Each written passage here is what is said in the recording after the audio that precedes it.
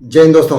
अपने YouTube channel और इस वीडियो के माध्यम से मैं आपके बीच अपडेट आ रहा हूं और आशा करता हूं कि आप अपने यथास्थान पर सकुशल होंगे और आपकी कुशलता के लिए हमेशा कामना करते हैं। मैं अपने YouTube चैनल के माध्यम से आपके लिए बड़ी बड़ी अपडेटें लेकर आता हूं और इसी क्रम में जो बड़ी अपडेट है उसमें केंद्रीय सैनिक बोर्ड की तरफ से जो ग्रांट मिलते हैं उनको लेकर बड़ी अपडेट है, जिसमें 2 अप्रैल 2026 को केंद्रीय सैनिक बोर्ड, भारत सरकार रक्षा मंत्रालय, केंद्रीय सैनिक बोर्ड पश्चिम ब्लॉक आर के पुरम नई दिल्ली की तरफ से एक पत्र जारी किया गया है, जिसका क्रमांक है 195 कल्याण विविध 2025-26, जो 2000 वित्तीय वर्ष 2025-26 के जिनका एजुकेशन ग्रांट है उसके लिए भी इसमें अपडेट है। और जो वित्तीय वर्ष लगा हुआ है 2026-27 और जो बीता है 25-26 उसके लिए इसमें ग्रांट मिलेगा।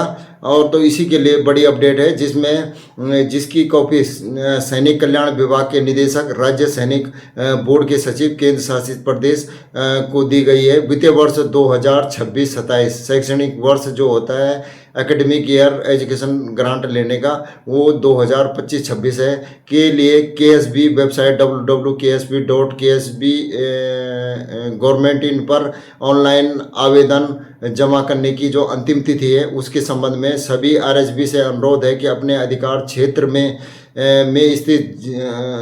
स्थित ZSB को सूचित करें कि वे सभी ESM जो एक सर्विसमैन को नीचे दिए गए कार्यक्रम के अनुसार ऑनलाइन आवेदन जमा करने की समय सीमा का पालन करने के लिए कहें। ऑनलाइन आवेदनों की प्रक्रिया के लिए जिम्मेदार ZSB और RSB, ZSB जिला सैनिक बोर्ड हुआ और RSB राज्य सैनिक बोर्ड के अधिकारियों और कर्मचारियों को इन तिथियों का पालन करना चाहिए और इसका अधिक से अधिक प्रचार प्रसार करने के लिए केंद्रीय सैनिक बोर्ड से कहा गया है। सभी राज्यों के राज्य सैनिक बोर्ड और जिले के है जिला सैनिक बोर्डों को कहा गया है।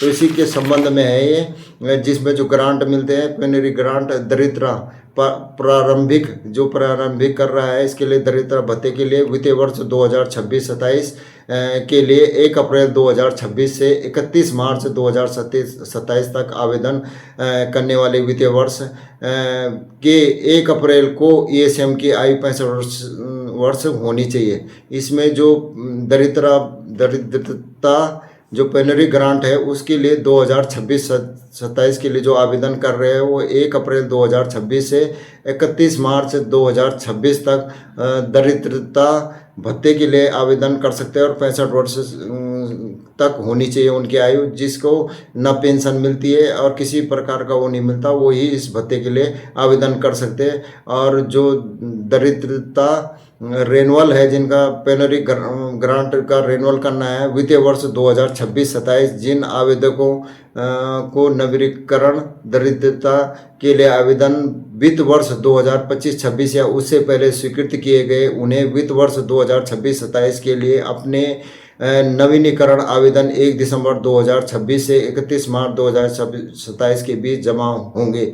और शादी का जो ग्रांट है मैरिज ग्रांट मिलता है भूतपूर्व सैनिक की विधवा को जो मैरिज ग्रांट मिलता है 2 पुत्रियों के लिए, जो पहले 2 पुत्रियां हैं उनको दिया जाता है और ये ग्रांट 1 लाख रुपए है, जिसमें 1 लाख रुपए का ग्रांट केंद्रीय सैनिक बोर्ड की तरफ से दिया जाता है 2 पुत्रियों के लिए। इसमें नाम एक जैसा होना चाहिए, आपका डिस्चार्ज बुक और जो विवाह का जो प्रमाण होता है उसमें एक जैसा नाम होना चाहिए। इसमें 1 लाख रुपए कर दिया गया है पिछले साल से।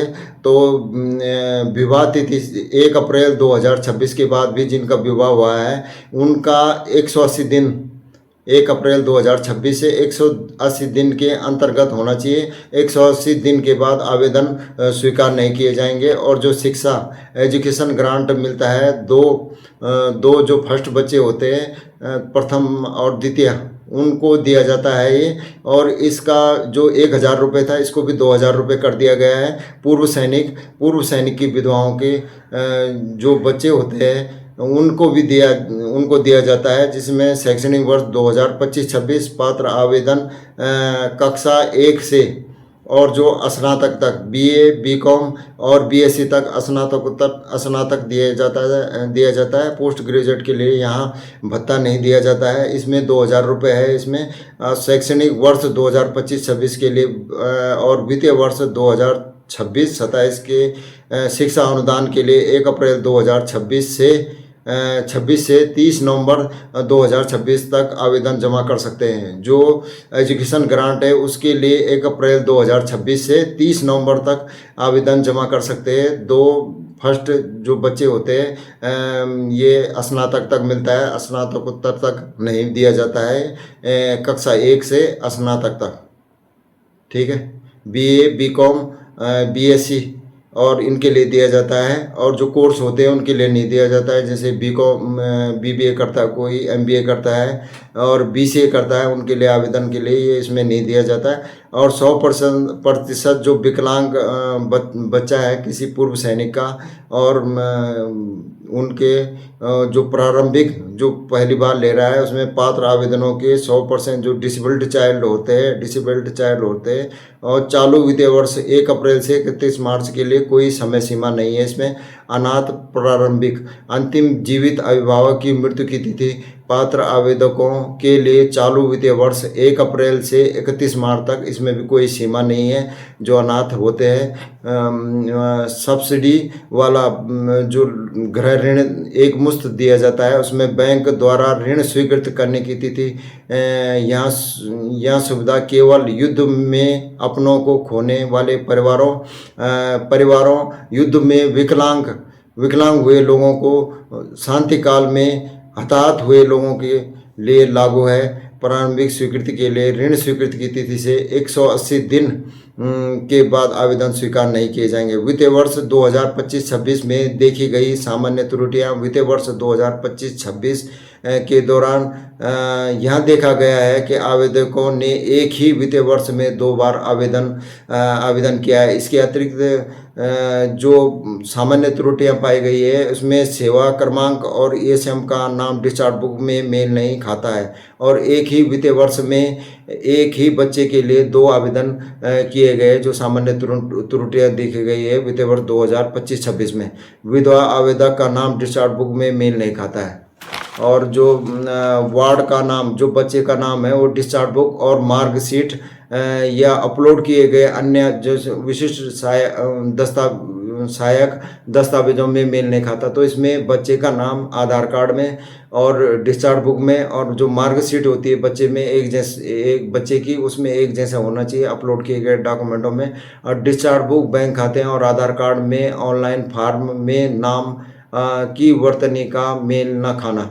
जो डिस्चार्ज बुक है और बैंक की पासबुक है उसमें और आधार कार्ड है उसमें नाम भी सही होना चाहिए, इसमें मेल नहीं खा रहा है कहीं होगा जो देखा गया है पिछले। शिक्षा अनुदान अपलोड किए गए शिक्षा अनुदान की मार्कशीट में निम्नलिखित विसंगतियां पाई गई है जिसमें विद्यालय अधिकारियों द्वारा हस्ताक्षरित नहीं है और उनकी गोल मोहर उसमें होनी चाहिए, नहीं है वो देखा गया है। तो इसमें सभी जो पूर्व सैनिक की विधवा है उनके अगर बच्चे का जो मार्कशीट अपलोड होता है उसमें पहले तो उनका नाम मार्कशीट में डिस्चार्ज बुक में एक जैसे होना चाहिए और उसमें प्रिंसिपल की मोहर लगी होनी चाहिए और साइन भी होने चाहिए। और अगली क्लास जो उत्तीर्ण की है उसमें प्रमोट नेक्स्ट क्लास जो होती है उसके लिए लिखा होना चाहिए। वार्ड का नाम मेल नहीं खाता इसमें। देखो जो बच्चा है मार्कशीट में स्पष्ट रूप से यहाँ उल्लेख नहीं कि बच्चा उत्तीर्ण हुआ है और यहाँ भी उल्लेख नहीं किया जाता, जो मार्कशीट है उसमें उल्लेख नहीं किया जाता कि बच्चा उत्तीर्ण है कि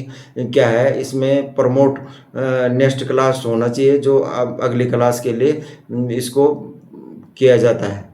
कक्षा 1 से 2 में किया जाता है, इसको उत्तीर्ण हुआ है कक्षा 1 में और 2 के लिए प्रमोट किया जाता है। तो ये होना चाहिए। बाकी जो केंद्रीय सैनिक बोर्ड का पत्र है मैं आपको इस वीडियो के माध्यम से दिखाऊंगा। आपसे आग्रह है कि मेरे यूट्यूब चैनल को लाइक सब्सक्राइब अवश्य करें। और जो शिक्षा ग्रांट है वो 1 अप्रैल से और 30 नवंबर तक है। तो इसमें जितने भी पूर्व सैनिक की विधवा है तो 2 बच्चों को ये ग्रांट दिया जाता है, 2,000 रुपये है एक बच्चे का। और जो जूनियर कमीशन ऑफिसर है जूनियर कमीशन रैंक के जो जेसीओज है उनको यहाँ उनके बच्चों को यहाँ ग्रांट नहीं दिया जाता और ना ही मैरिज ग्रांट दिया जाता है। बाकी धन्यवाद दोस्तों, जय हिंद।